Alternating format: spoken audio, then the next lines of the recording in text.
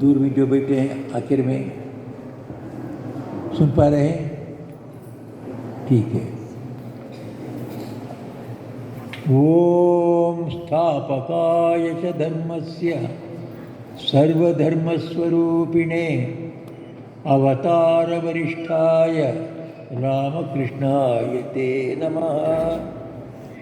जननीं शारदां देवी रामकृष्णं जगद्गुरुं पादपद्मे तयोः श्रित्वा प्रणमामि मुहुर्मुहुः।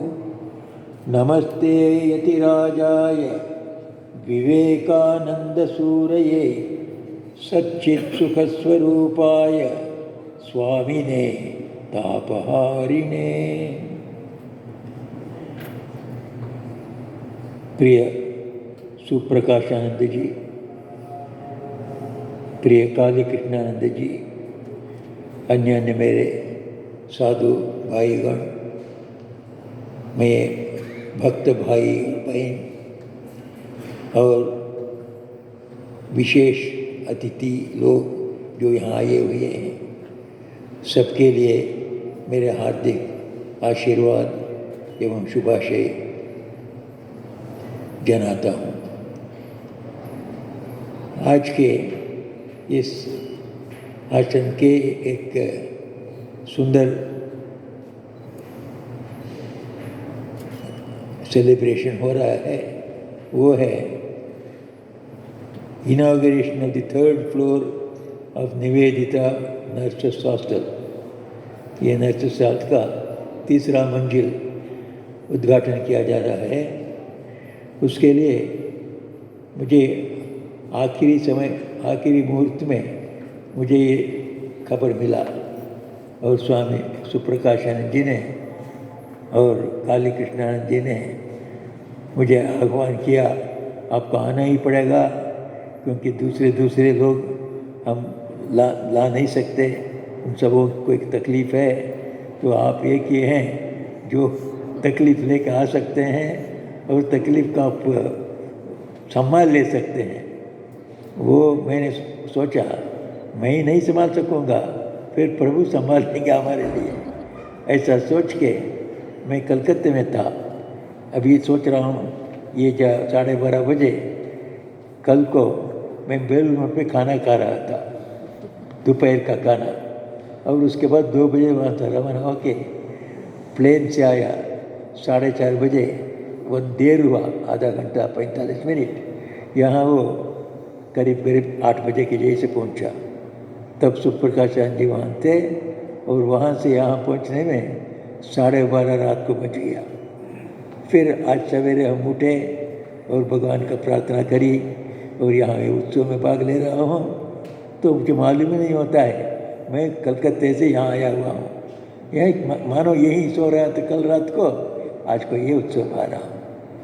ये प्रभु की शक्ति है, जो उनका काम करते हैं उनको वे शक्ति देते हैं। आप लोगों को इतने लोगों ने हमारे परिचय दिया, शायद मेरा आयु का परिचय नहीं दिया होगा। मेरा आयु बहुत कम है, 92 प्लस है, 92 और कुछ महीने।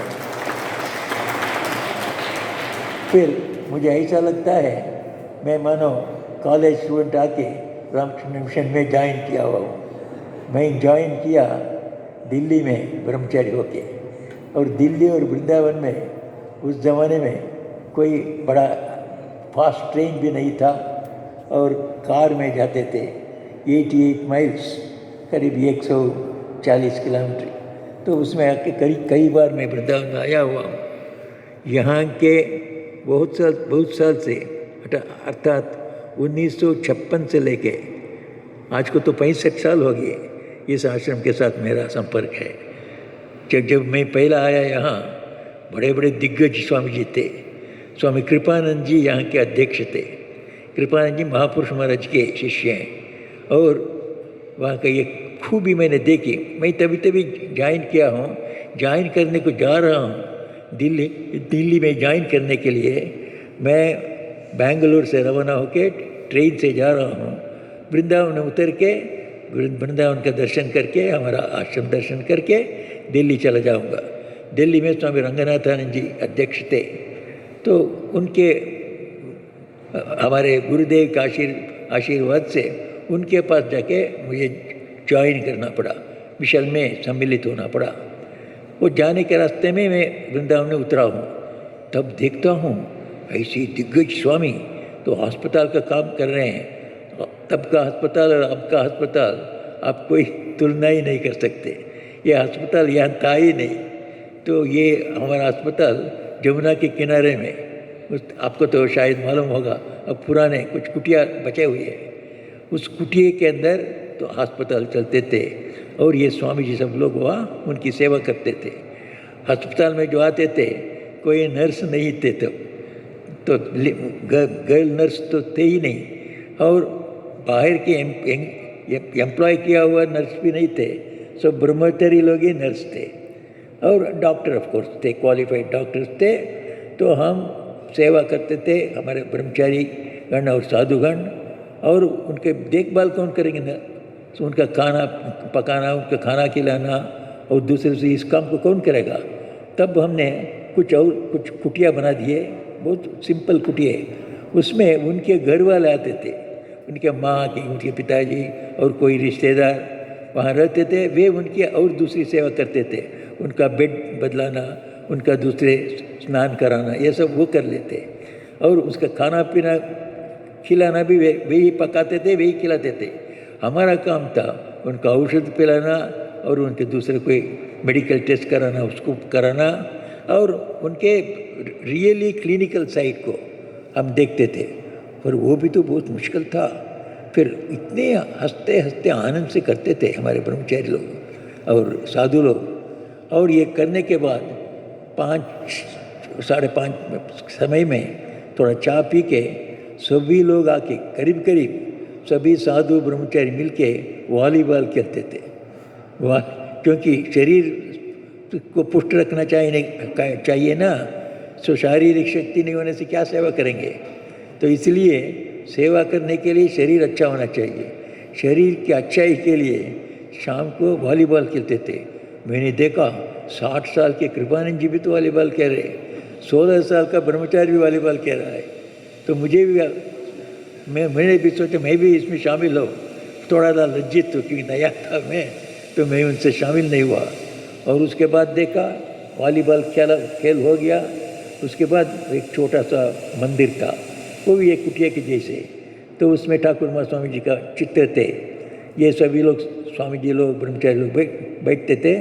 वहाँ एक ब्रह्मचारी थे राम महाराज, वो बड़े संस्कृत पंडित थे, फिर वो भी ब्रह्मचारी थे। फिर वो तंबूरा लेके क्लासिकल हिंदुस्तानी गान कर सकते थे, सुंदर गान करते थे ठाकुर जी के सामने, खंडना बहुवंदना गाते थे। ये रोज का ये ऐसा कार्यक्रम था। सवेरे उठने से ध्यान भजन, उसके बाद रोगियों की सेवा, उसके बाद शरीर चर्चा, उसके बाद शाम को सबों को लिए कोई भगत आने से वे भी आरती में बैठते थे। तो आरती सुनकर फिर ध्यान भजन और उस दिन समाप्त। ऐसे मानो जीवन का एक संपूर्ण चित्र हमें मिलता था उन स्वामी जियों को, और उनके दूसरे मदद करते थे उनको देखने से। मनुष्य सिर्फ कमाने से, पैसा कमाने से तो उसका जीवन संपूर्ण नहीं होगा। जैसे माइती जी बोल रहे थे आपको, आशीष कुमार जी ने, तो सिर्फ पैसे कमाने से मनुष्य को पूरी शांति नहीं मिलेगी। पैसे की ज़रूरत नहीं है ऐसे कभी नहीं बोले स्वामी विवेकानंद, पैसे की ज़रूरत नहीं कभी नहीं बोले। फिर पैसा जितना कमाओ, फिर प्रामाणिकता से कमाओ, सच्चाई से कमाओ। फिर जैसा कमाया वैसे जाने दो, आने दो जाने दो। जैसे कंड्यूट पाइप के जैसे, कंड्यूट पाइप से रिजर्वायर से आता है पानी, जाता है और आता है, हज़ारों गैलन आता है। कंड्यूट पाइप में एक छोटा बूंद भी पानी नहीं रहता है। इस तरह होना चाहिए हमारा जीवन। कमाना चाहिए, सिर्फ पैसे ही नहीं है, ज्ञान कमाना चाहिए, शक्ति कमाना चाहिए, और दूसरे जो चतुरता, निपुणता, दूसरे से कलाओं में, टेक्निक्स में, टेक्नोलॉजी में, साइंस में, सबके बारे में हमें आहरण करना चाहिए, उसका तरक्की करनी चाहिए, फिर दूसरों को देने के लिए जाना चाहिए। जो मैं विद्वान हूँ, मैं विद्वत्ता को मैं दूसरों के साथ बटा लूँगा। इसी तरह मैं संगीतज्ञ हूँ, संगीत को दूसरों से सिखाऊंगा। ऐसे ही जो जिसके पास जो है दूसरों के साथ उसको बटा लो, सब समाज एक साथ उठे। एक आदमी उठने से एक देश नहीं उठेगा। जब हम सब गुलाम थे ब्रिटिश सरकार के अंडर, तब हमारे बीच में बड़े लोग नहीं थे, नहीं बोल सकते।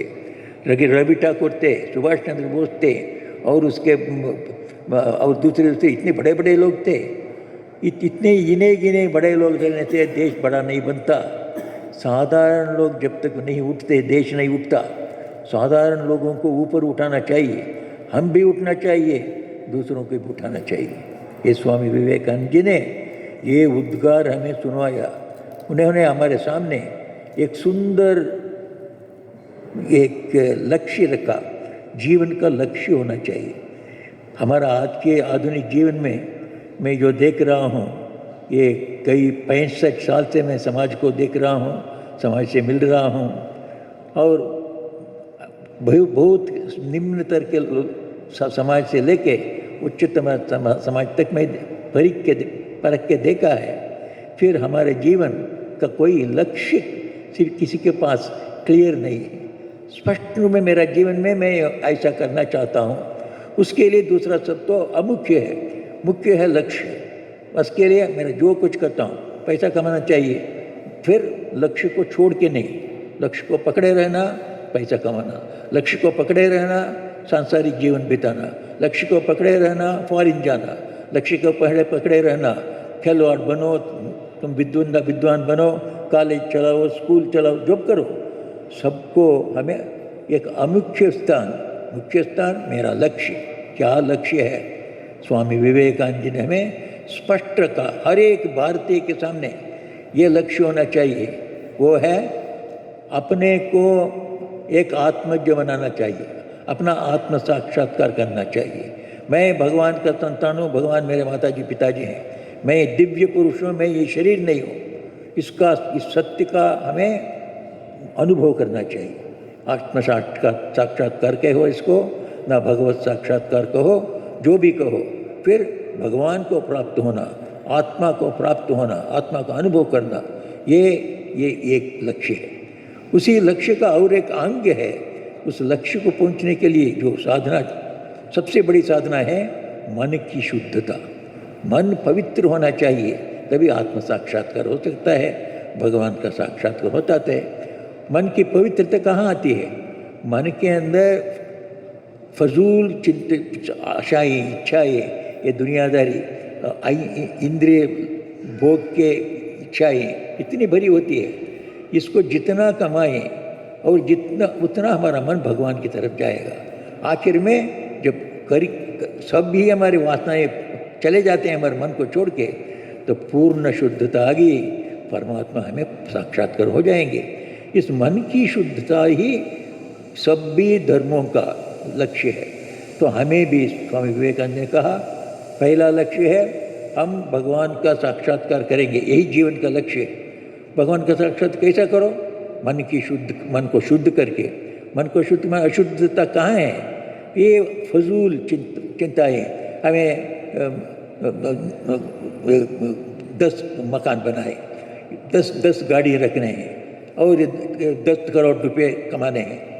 अरे 10 करोड़ क्या चाहिए? कैसे? तुम्हारी दिया है 100 साल जिंदगी, उसमें ऐसे ही जब कमाना शुरू करोगे ना और कुछ अचीवमेंट शुरू करोगे, you are already 30 years 35 years हो गया, और work period only 20 years 25 years है, उसके बाद रिटायर्ड जीवन है।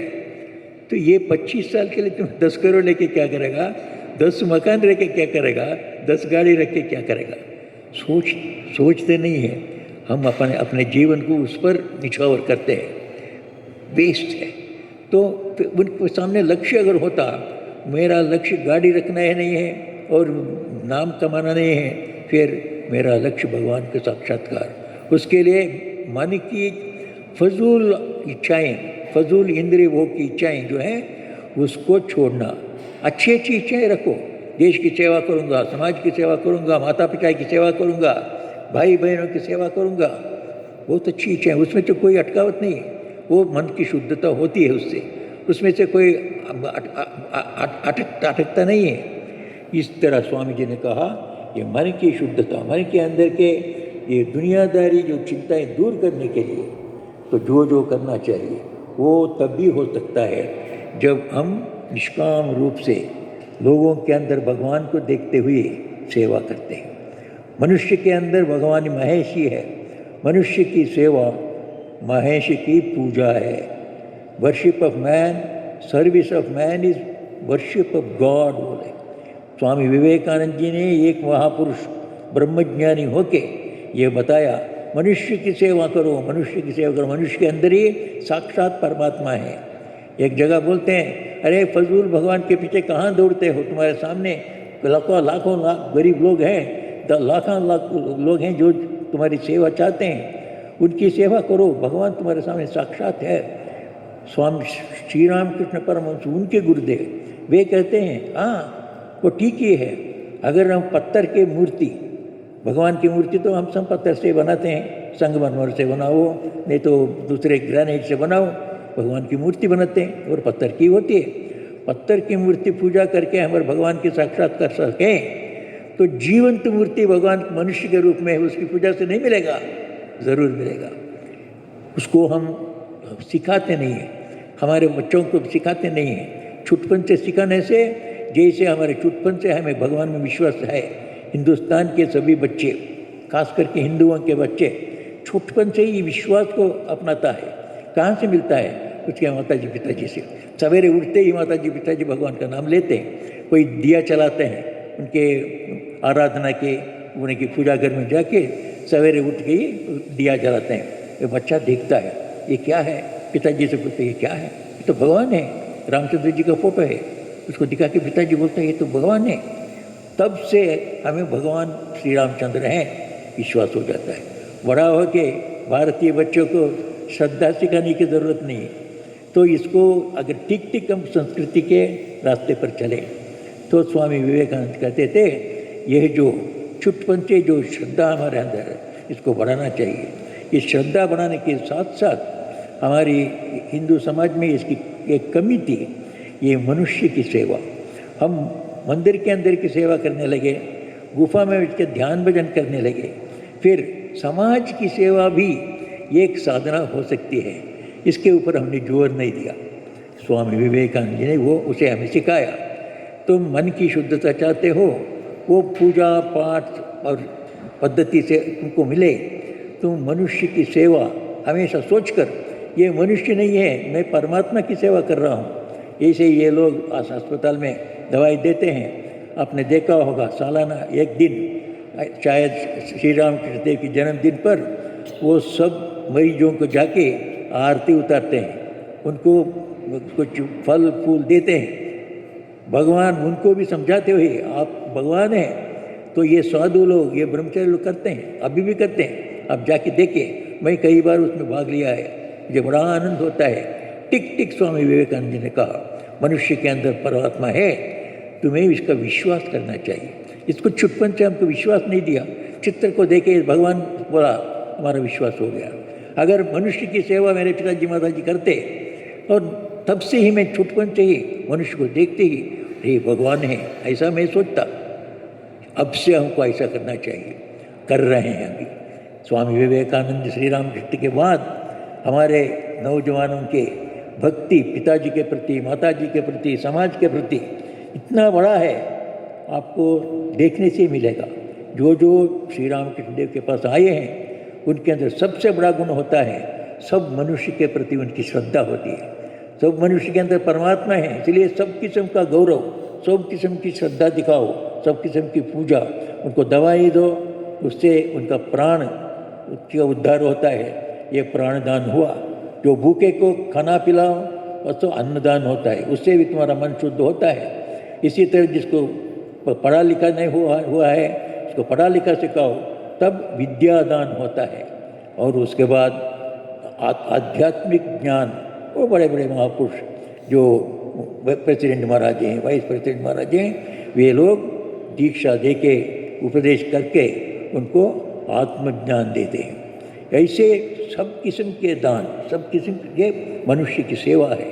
मनुष्य को ऊपर उठा के आखिर में हमारे अंदर जो परमात्मा है उनका साक्षात्कार न केवल मुझे होना चाहिए, मुझे होगा ही, ऐसी सेवा से मुझे होगा ही, साथ ही साथ जिसकी सेवा करता हूँ उसका भी होगा। तो ये खूबी हमें ये मंत्र स्वामी विवेकानंद लिख हमारे सामने रखा, उसको उन्होंने संस्कृत में बोला, आत्मनो मोक्षार्थम, अपने मोक्ष के लिए, जगत हिताय च, जगत के कल्याण के लिए जीना चाहिए। हमें जीना चाहिए अपने मोक्ष के लिए, अपने मोक्ष के लिए ध्यान करो, भजन करो, और जगत हिताय के लिए सेवा करो। सेवा जिस तरह से सेवा तुम कर सकोगे करो, छोटा भी हो सकता है, बड़ा भी हो सकता है, फिर तुम्हारी श्रद्धा के ऊपर निर्भर है। श्रद्धा कैसा तक 1 रुपये भी हम दें, प्रभु आपके मैं देता हूँ, ये मेरा कानिका है, आपको आप भगवान हैं, 1 रुपया देने से उसका दाम बहुत ज़्यादा होता है। फिर कोई गौरव नहीं है मनुष्य के प्रति, आपको 10 लाख रुपये देने से कोई दाम नहीं उसका।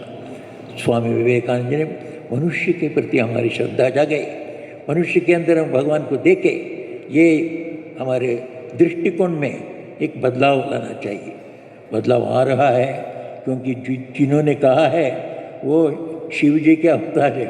श्री रामकृष्ण ने कहा ये तो सप्तर्षियों के बीच में सबसे बड़ा ऋषि नर ऋषि आया है, जगत के कल्याण के लिए आया है, वो जगत को हिला देता है। वो स्वामी श्री रामकृष्ण देव ने कहा वो जगत को हिला देगा। ठीक ठीक वैसा ही हुआ। इसी बात को एनी बेसेंट ने कहा। एनी बेसेंट इंडिया में तो वो बड़े प्रवक्ता थी, थियोसॉफी के लीडर थी स्वामी विवेकानंद जी के, तो वो भी पार्लियामेंट ऑफ रिलीजन में थी। जब स्वामी विवेकानंद ने पार्लियामेंट ऑफ रिलीजन को, विश्व सभा को जो शिकागो में हुआ, जब स्वामी विवेकानंद बोले, एनी बेसेंट ने सुना। सुनने के बाद वे कहती हैं ये नौजवान भारत से गया है, वो मानो दुनिया को दो हाथ से पकड़ के उसको जो रूप देना चाहता है वैसा दे सकता है, ऐसा मालूम हुआ। ऐसा स्वामी विवेकानंद वो नए हमारे देश को एक नया रूप देने के लिए आए, जगत को चिंता में नया एक गति दिया उन्होंने। तो ये दोनों देके स्वामी विवेकानंद जी ने हमारे भीतर ये सबसे बड़ा उपदेश दिया है, मनुष्य की सेवा करो, भगवान की सेवा होती है, इससे तुम्हारा उद्धार भी होगा, समाज का उद्धार भी होगा। यही आज का धर्म है। आज का धर्म तो हमारा मोक्ष को साधन करना चाहिए, ये हमारा एंशियंट पुराना उद्देश्य है ही। उसको स्वामी विवेकानंद ने पक्का रखा, उसको हिलाए नहीं, उसके साथ जोड़ दिया ये जगत का उद्धार भी होना चाहिए। तुम आंखें मूंद के तुम सारा जीवन ध्यान करोगे और दुनिया जहन्नम में जाती रहेगी, नहीं होगा। तुम ध्यान भी करो, ध्यान करने के बाद जैसे ये स्वामी लोग आते हैं, ये सवेरे ध्यान भजन करके अस्पताल में जाते हैं और दूसरे कोई रिलीफ वर्क में जाते हैं, नहीं तो कॉलेज में जाते हैं, स्कूल में जाते हैं, लाइब्रेरी में जाते हैं, सर्विस करते हैं, लोगों की सेवा करने के बाद फिर शाम को आते हैं, ध्यान भजन करते हैं। तो ये ध्यान भजन भी होना चाहिए एक तरफ, ये आत्मनोमोक्षार्थम, समाज की सेवा भी होनी चाहिए। हॉस्टल से, स्कूल से, कॉलेज से, लाइब्रेरियन से, राहत काम से, दोनों हो सकता है, उसी को दिखाता है Ramakrishna mission the working model. ये मॉडल को देखने से ये हो सकता है, ये सिर्फ बात नहीं है। 195 सेंटर्स हिंदुस्तान में हैं, करीब 40-45 सेंटर हिंदुस्तान के बाहर में काम कर रहे हैं। उसको उनको ये आपको फिलॉसफी तत्वज्ञान सिखाने की ज़रूरत नहीं, देखने से ही मालूम होगा ये हो सकता है। आत्मनोमोक्षार्थम जगत हिताय च इज प्रैक्टिकल प्रपोजल है, प्रैक्टिकल लक्ष्य है, स्वामी विवेकानंद जी ने दिया है। उसी को इन लोगों से देखने से हमें सब प्रेरणा मिलती है। यही ऐसा एक नया जीवन, नए युग का धर्म, ये युग का क्या धर्म का लक्षण क्या है? धर्म का लक्षण संस्कृत में कहा जाता है, दो अभ्युदय निःश्रेयस साधको स धर्म। अभ्युदय और निश्रेयस दोनों को जो देता है वही धर्म है। अभ्युदय माने क्या है? ये जगत में आनंद से रहना, हम भी आनंद से रहना, हमारा जगतवासी सभी आनंद से रहना, ये जीवन ही अभ्युदय है। अभ्युदय भी धर्म देता है। ठीक ठीक धर्म करने से हम जगत भी आनंद पाएगा, हम भी आनंद से रह सकेंगे। साथ ही साथ इसी अब ये धर्म से मोक्ष भी मिलेगा। निश्रेयस, निश्रेयस माने मोक्ष। सो अभ्युदय और निश्रेयस दोनों को जो देता है वही ठीक धर्म है। वही धर्म भगवान श्री रामकृष्ण का धर्म है, वही स्वामी विवेकानंद जी का धर्म है। हम भाग्यवान हैं, हम इस धर्म को सोचने के लिए हम आए हैं और ऐसा सोचने वालों के बीच में आए हैं, इस सत्संग में आए हैं, ऐसे हम संस्थाओं के बीच में आए हैं। हमें धर्म देखने को मिलता है, सिर्फ सुनने को नहीं, देखने को मिलता है। मैं अपने को अत्यंत भाग्यवान सोचता हूँ, जिसलिए मैं रामकृष्ण मिशन के अंदर हूँ। मेरे जैसे मेरे साथी कितने लोग, वे भी मेरे जैसे ही धर्म जिज्ञासु थे, धर्म पिपासु थे, फिर कहाँ कहाँ जाके बेचारे हार गए। उसके उनको भी शांति नहीं मिली, जगत को भी शांति नहीं मिली। मेरा सौभाग्य था, प्रभु ने मुझे यहाँ लाए। ये 65 साल के बाद यहाँ सोचता हूँ, अगर और एक 65 साल मिले ये मिशन के अंदर, और आनंद मिलेगा।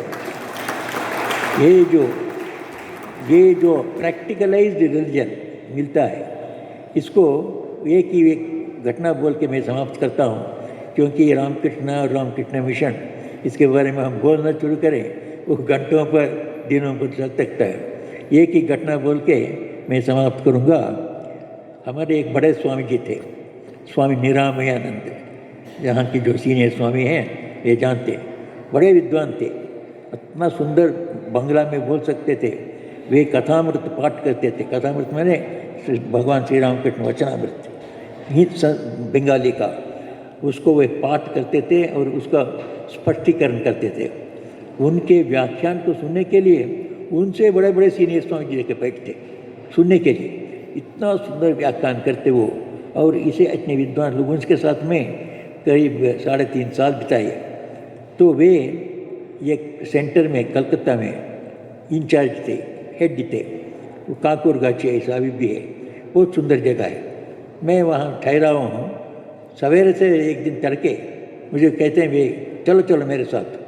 तो मैं बहुत जूनियर साधु था, वे मुझसे शायद 20 साल सीनियर थे। फिर क्या स्वामी जी, क्यों, कहाँ ले जा रहे? आओ ना तुम मेरे साथ। तो मुझे 2 मंजिल में ले गए, और 2 मंजिल का ही मकान था हमारा आश्रम। तो 2 मंजिल के ऊपर ले जाके सामने अंगुल दिखाया, वहाँ देखो क्या दिखता है। तो मैंने देखा टाटा ऑयल कंपनी का बड़ा चिमनी है, बड़ा वो दिखता है। वो टाटा ऑयल कंपनी से लिखा है, अभी भी शायद है। तो मैंने देखा तो टाटा ऑयल कंपनी की चिमनी देखता हूँ और कुछ नहीं देख। सो तुम्हारे अभी क्या समझा तुमने? ये टाटा ऑयल कंपनी चिमनी को देखा हमारे सामने, हमारे आश्रम के सामने, इसका क्या अर्थ समझा तुमने? मुझे कुछ भी अर्थ मालूम नहीं होता है, नया इतना ही मालूम होता है ये टाटा चिमनी है, हम हमारा आश्रम में है। उन्होंने मुझे समझाया हमारा आश्रम कहाँ रहना था, टाटा ऑयल कंपनी के पीछे रहना था। आज बड़े बड़े ऋषि मुनि लोग तो टाटा ऑयल कंपनी के पीछे किए, कहीं राजधानी में किया कोई आश्रम, सब तो जंगल में किया, उज्जैन में किया, काशी में किया, वृंदावन में किया, रामेश्वर में किया, कांचीपुरम में किया। हमको श्री राम कृष्ण देव ला के टाटा ऑयल कंपनी के पीछे उठा दिया। यही भगवान श्री राम कृष्ण का अवदान है। इस युग के लिए साधारण लोग कांची नहीं जा सकते, काशी नहीं जा सकते, वृंदावन नहीं जा सकते थे। वे जहाँ हैं वहीं हमारा आश्रम होगा, इसको उन्होंने आदेश दिया। अब हम जहाँ लोग हैं वहाँ हमारा आश्रम होता है। यही श्री राम कृष्ण देव विवेकानंद जी का अवदान है। हम जहाँ हैं हमारे दरवाजे पर धर्म को लाया है, वही धर्म है। लोगों की सेवा करो, भगवान का दर्शन उनके अंदर करो, साथ ही साथ साधन भजन भी करो, तुम्हारा जीवन उद्धार हो जाएगा। हम जितने लोग यहाँ आए हैं, हम शायद सोचते होंगे, हम हमारी प्रेरणा से हम खुद सोच के यहाँ अच्छा सभा हो रही है, जाएंगे, ऐसा आए हैं, ऐसा सोचते होंगे। वो भूल है। श्री राम कृष्ण देव ने आप लोगों को खींच के लाया है। नहीं तो आप कभी भी आ सकते थे, आज को क्यों खींच के लाया? उनको जो उनके पास एक बार आए, उनके वो कोई उन्होंने अतिशय नहीं दिखाया, कोई मैजिक ऐसा कुछ नहीं दिखाया, अपने सिद्धाइयाँ कुछ दिखाई नहीं। एक सिद्धाई उनके पास थी, वो कहते थे और एक बार आओ, और एक बार आओ बोलते थे। जब भी एक बार उनसे बात करने को वे कहते, चलो आज को तो इतनी कुछ बातचीत होगी, और एक बार आओ। या और एक बार कहने से जिस सिर्फ और एक दिन नहीं है, आते ही रहना पड़ेगा आखिरी जीवन तक उनके पास। श्री राम कृष्ण और एक बार आओ, आपको बुला लिया आज को, आपको यहाँ आना ही पड़ेगा, आते ही रहेंगे। फिजिकल रूप से नहीं आने पर भी घर में बैठ बैठ के सोचेंगे, ऐसा सुंदर संत समाज देखा, ऐसा सुंदर एक सेलिब्रेशन देखा, तो और एक बार जाने से अच्छा होगा, और वो आपको खींच के लाएगा ही। ये हमारा भाग्य है।